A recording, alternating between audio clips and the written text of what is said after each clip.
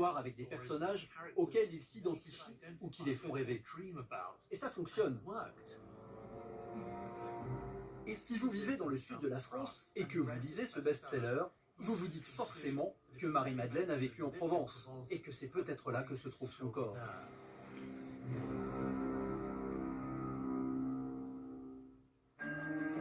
À 9 heures de marche de Marseille, une caverne est juchée dans la montagne boisée. On l'appelle la grotte de la Sainte-Baume. Elle abrite une petite chapelle où l'on prie la Vierge Marie depuis le 5e siècle. À 20 km de là, se trouve l'église de Saint-Maximin.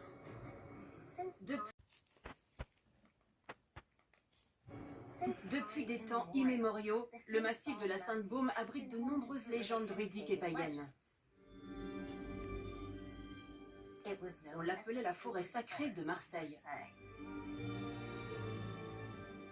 Les chercheurs pensent qu'on y a pratiqué des cultes d'Isis et d'Artémis,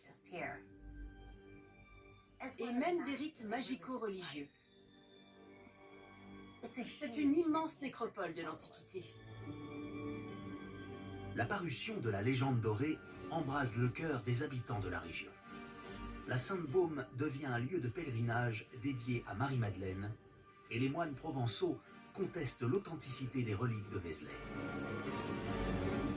Selon eux, les véritables reliques de Marie-Madeleine sont toujours en Provence.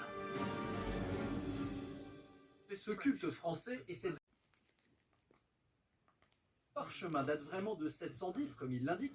Les moines auraient quand même été plus que précautionneux sur l'imminence de l'invasion des Sarrasins. En 710, date de la supposée rédaction du parchemin, les Sarrasins sont encore en Afrique. Ils n'envahiront l'Espagne qu'en 711 et franchiront les Pyrénées en 719.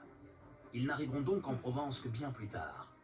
Comment les moines de Saint-Maximin auraient pu deviner, avec plus de 10 ans d'avance, que la Provence allait être attaquée?